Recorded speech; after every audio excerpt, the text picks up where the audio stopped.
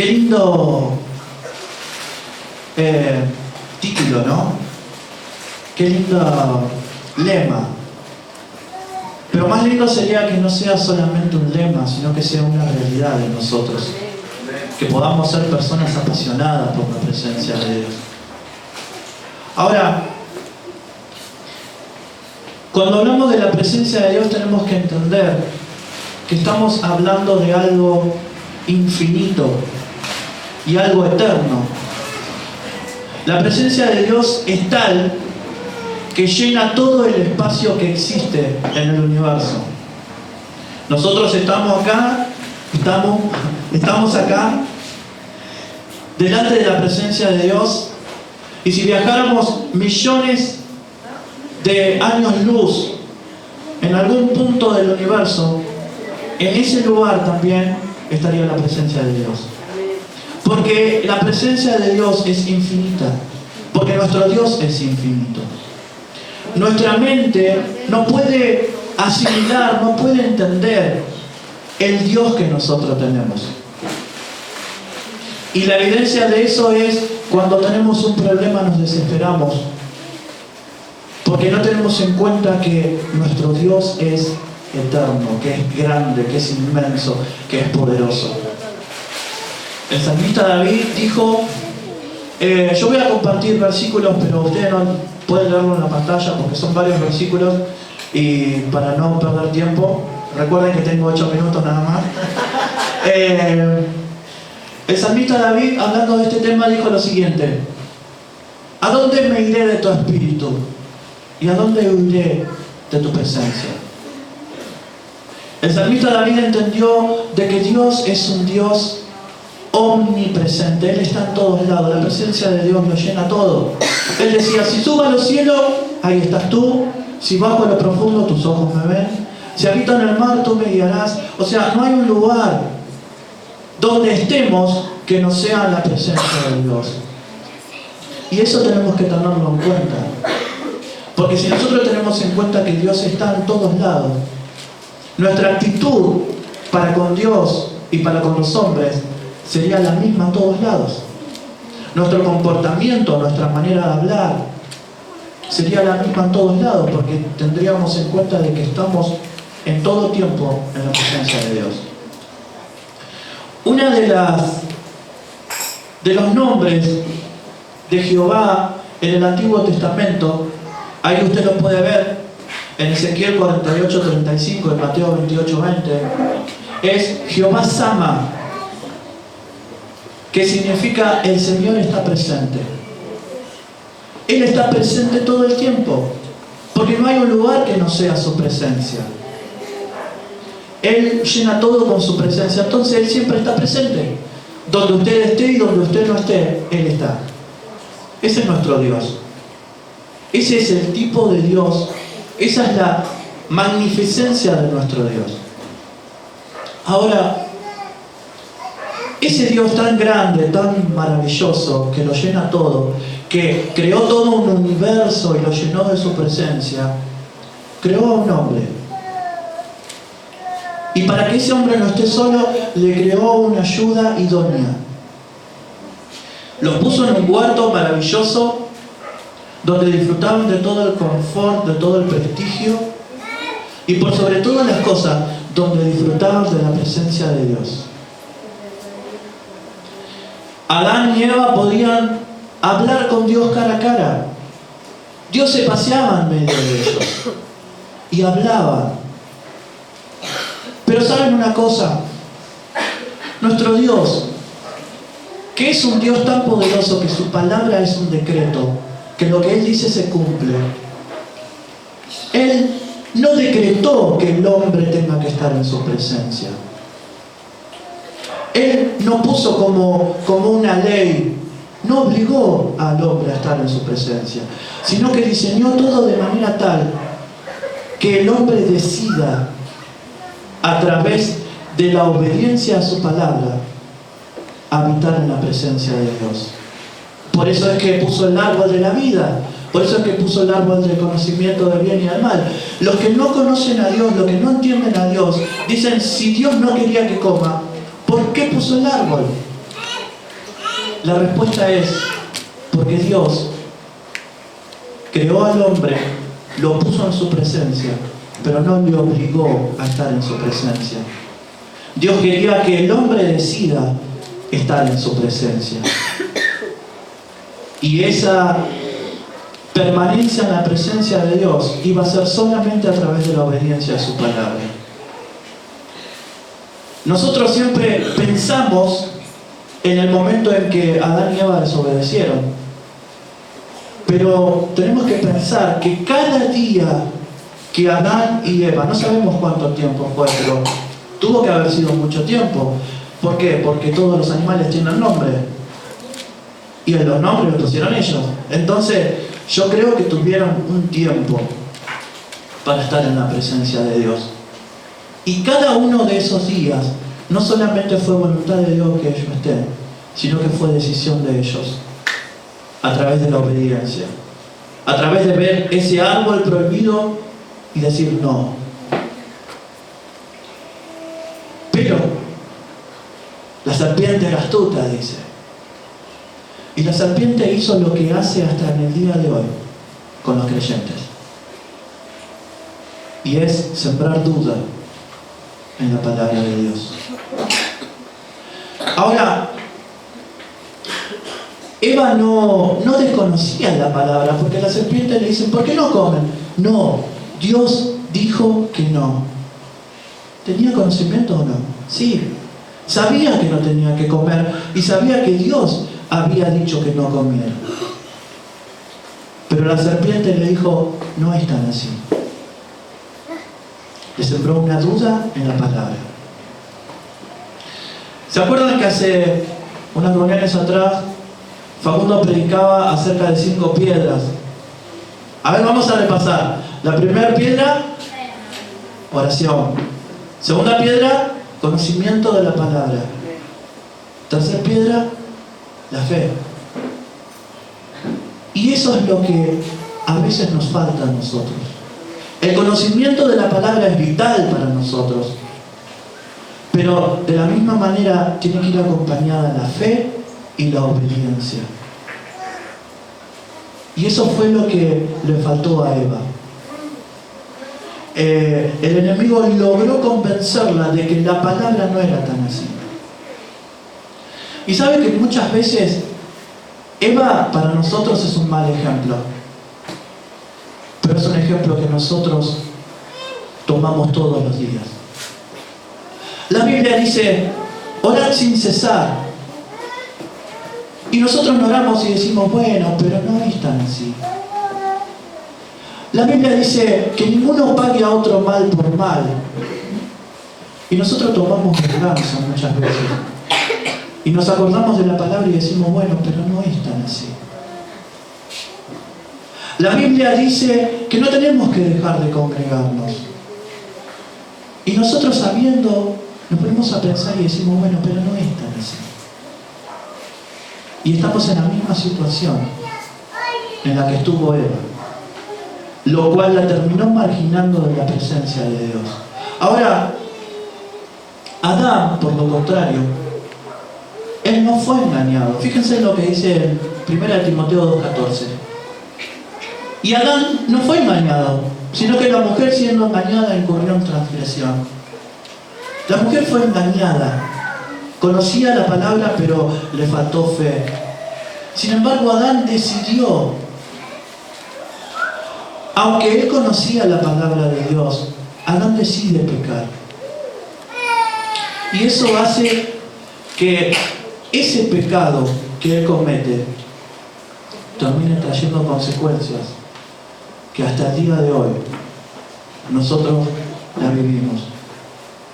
Toda la humanidad y por sobre todas las cosas, toda la humanidad fue marginada de la gloria, de la presencia de Dios.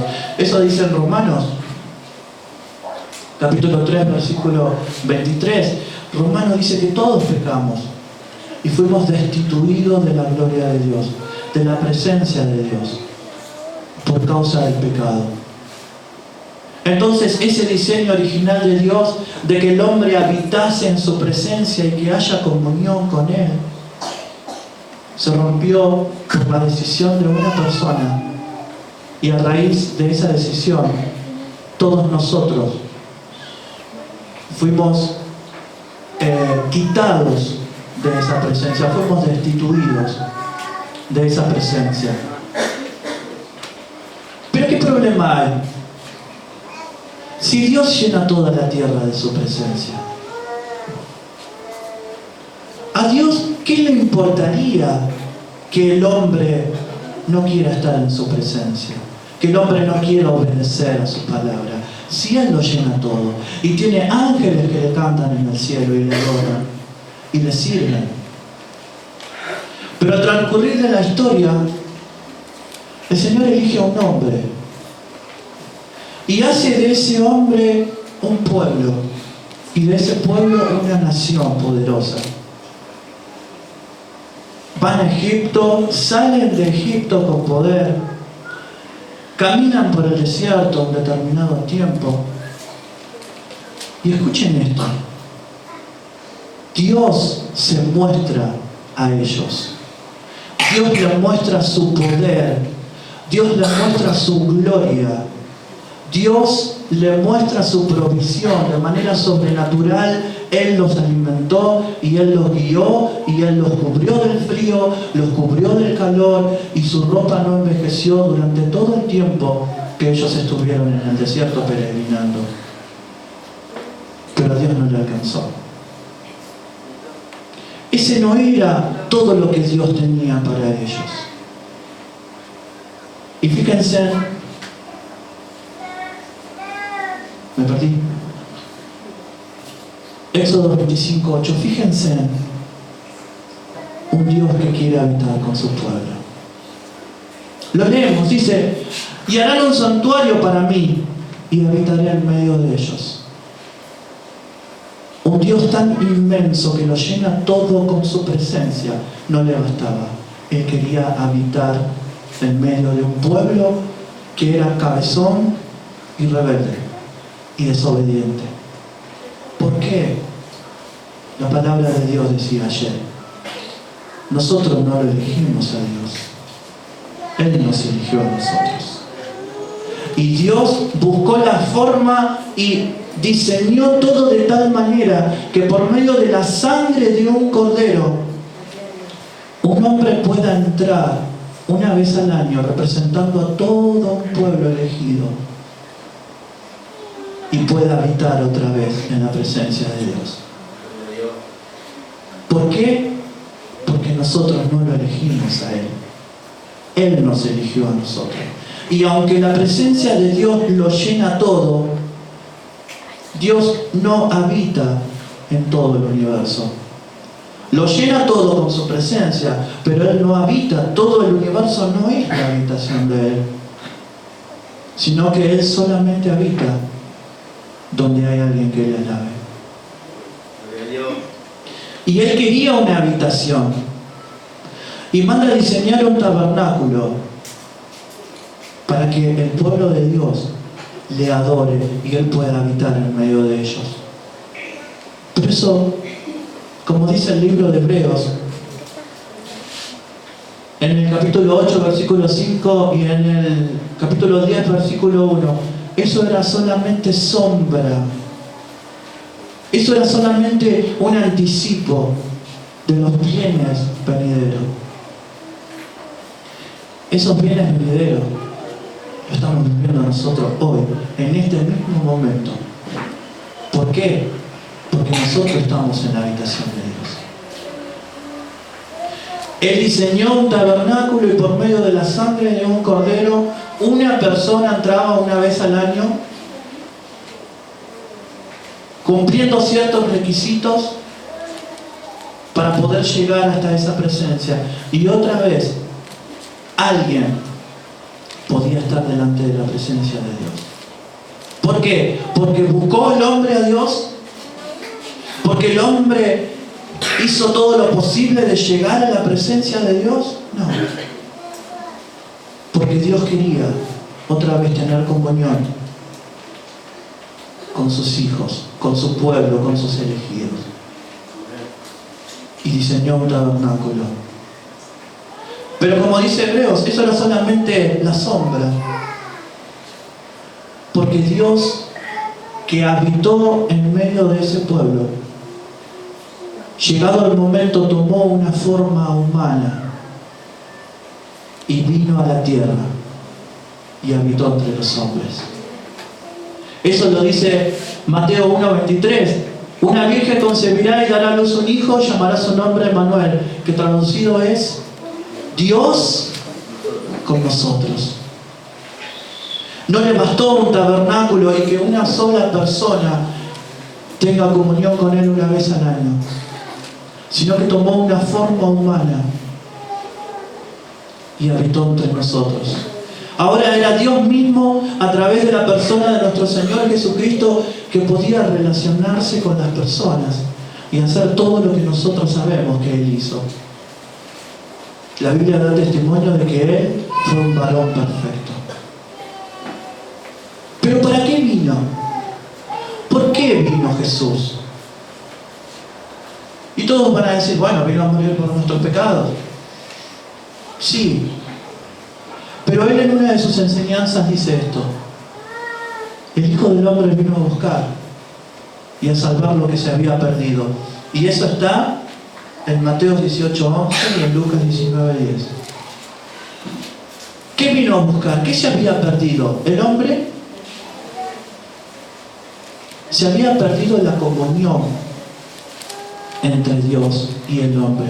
Se había perdido el que el hombre pueda habitar en su presencia. Se había perdido el diseño original de Dios. Y por consecuencia, también el hombre y mujer, obvio, ¿no? También la humanidad estaba perdida. Pero Jesús vino y como un sumo sacerdote, pero también como un sacrificio, vino y pagó el precio. Hoy nosotros estamos en este lugar tranquilos, confiados, relajados. Estamos en este lugar conscientes y con la certeza, como decía Isabel, de que Dios está en este lugar. Y hasta la presencia de Dios nos parece ya algo habitual. Pero déjenme decirle una cosa: esa paz que nosotros sentimos tuvo un precio. Isaías dijo, esperen un segundo,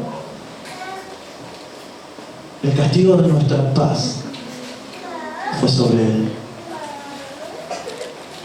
Nosotros estamos en paz con Dios porque hubo alguien que decidió pagar el precio y restablecer esa comunión que se había perdido. Por decisión de un hombre, toda la humanidad fue destituida de la presencia de Dios. Y por decisión de un hombre, toda la humanidad podría volver a disfrutar de la presencia de Dios.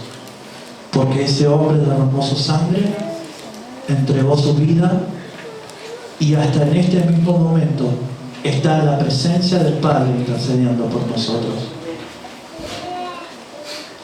Los bienes venideros. ¿Cuáles son los bienes venideros? Romanos 5:1.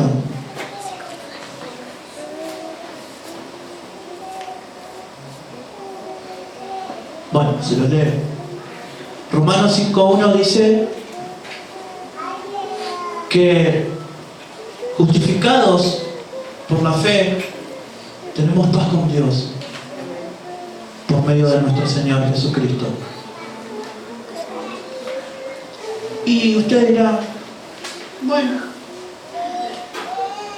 pero si nosotros entendiéramos lo que significa que somos justificados, que Dios nos mira y no ve nada en nosotros como para poder juzgarnos, como para condenarnos. Por eso Romanos 8:1 dice que no hay condenación para los que están en Cristo Jesús. Eso es el bien que habla el libro de Hebreos. Y eso tuvo un precio. Y el precio no lo pagamos nosotros. Ningún precio que nosotros pudiéramos llegar a pagar alcanzaría ni al 1% de lo que valió lo que hoy nosotros estamos disfrutando por gracia. Hebreos 4:16 dice: acerquémonos pues confiadamente al trono de la gracia para alcanzar misericordia y hallar gracia para el oportuno socorro. El confiadamente tuvo un precio. Y lamentablemente, nosotros el confiadamente lo hemos cambiado por confianzudamente. Y nos atrevemos a estar en la presencia de Dios e ignorar al Cordero que fue inmolado por nosotros. Nos atrevemos a estar en la presencia de Dios y menospreciar al hermano que tiene el mismo valor que nosotros. Nos atrevemos a estar en la presencia de Dios e ignorar que se está alabando al que está sentado en el trono y al Cordero de Dios. Nos atrevemos a vivir una vida de doble ánimo, de doble sentido, en la que somos de una forma en un lugar y de otra forma en otro lugar. ¿Sabes qué estamos ignorando? Estamos ignorando que estamos en la presencia de Dios. Cuando en realidad todo lugar donde nosotros estamos podría ser una habitación. Por medio de la alabanza. ¿Qué tengo que hacer? ¿Tengo que cantar? No. Los cánticos es una manifestación de la alabanza. Pero no se resume todo en cantar. Diciendo la verdad estamos alabando a Dios. Siendo honestos estamos alabando a Dios. Siendo testimonio para con los de afuera estamos alabando a Dios. Y Dios no soporta no estar ahí. Y donde Él está hay bendición. Y hay vida eterna también. Entonces entendamos, hermanos, que tenemos la bendición de poder hacer de cualquier lugar una habitación para que alguien poderoso, omnipotente, pueda habitar. Y eso tuvo un precio. Yo quiero concluir diciendo lo siguiente. No podemos sentir pasión por la presencia de Dios si no tenemos pasión por el sacrificio de nuestro Señor Jesucristo. Porque si no hubiese sido por nuestro Señor Jesucristo, nunca hubiésemos tenido acceso a la presencia de Dios. La pregunta es, ¿qué lugar ocupa el Señor Jesucristo en nuestra vida? ¿Qué lugar ocupan sus enseñanzas? ¿Qué lugar ocupa nuestro amor, nuestra pasión para con Él? ¿Qué lugar ocupa en nuestra vida lo que Él nos pidió que hagamos? Porque todos tenemos un mismo llamado, que es predicar el Evangelio. Nos gusta estar en su presencia. Gloria a Dios que podemos estar en su presencia. Pero también tenemos una comisión. Y es publicar las buenas noticias de que la presencia de Dios ya no es algo prohibido, sino que es algo que está disponible para todo el que cree en Jesús. Y como dice la Biblia, ¿cómo van a creer si nadie les predica? Nos gusta estar en este lugar. Nos gusta estar en paz. Nos gusta disfrutar. A mucha gente también les gustaría, pero no saben cómo llegar. Jesús dijo dos cosas cuando estaba en esta tierra. En Juan 10:9 dice: yo soy la puerta. El que por mí entrare será salvo, y entrará y saldrá y hallará pastos. En Juan 14:6 dice, Jesús le dijo, yo soy el camino y la verdad y la vida. Nadie viene al Padre sino por mí. Ahora fíjense una cosa. Jesús no dijo, yo soy una puerta, como si fuese una entre muchas, como si fuese una opción de llegar. Jesús no dijo, yo soy un camino, como si hubiese varios caminos, algunos más cortos, otros más largos, pero que en fin todos llegan. Tenemos que darnos cuenta de que es solamente por Jesús que nosotros tenemos acceso. Es solamente por Él. Y más específicamente por el sacrificio que Él hizo por nosotros. La pregunta es, ¿qué pasión tengo yo por ese sacrificio? ¿Qué siente mi corazón cada vez que pienso en que Él murió por mí? Si no tengo pasión por Jesús, no voy a tener pasión por la presencia de Dios. Si no tengo pasión por Jesús, no voy a tener pasión por los necesitados. Si no tengo pasión por Jesús, no voy a tener pasión ni siquiera por mis hermanos. Porque todo lo compró Él. Y muchas veces buscamos.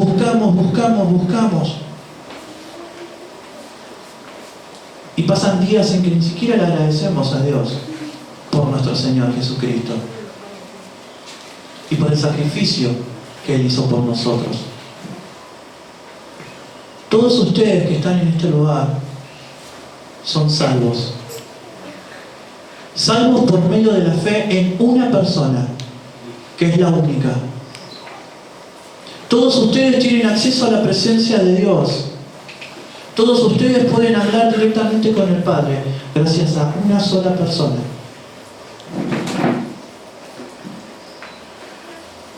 Y nuestro corazón tiene que estar apasionado por esa persona. Para que al apasionarnos por Él, podamos sentir la pasión que Él sintió para hacer todo lo que Él hizo. Ser siervos de Dios significa ser como Él. Significa ser humildes. Significa estar dependiente de lo que el Padre quiere decir, de lo que el Padre quiere que hagamos. Jesús se despreció a Él mismo para que nosotros habitemos en su presencia. ¿Saben de dónde venía Jesús antes de nacer? ¿Saben dónde estaba Jesús? ¿Dónde estaba la segunda persona de la Trinidad antes de hacerse hombre y hacerse siervo? Estaba en la presencia del Padre.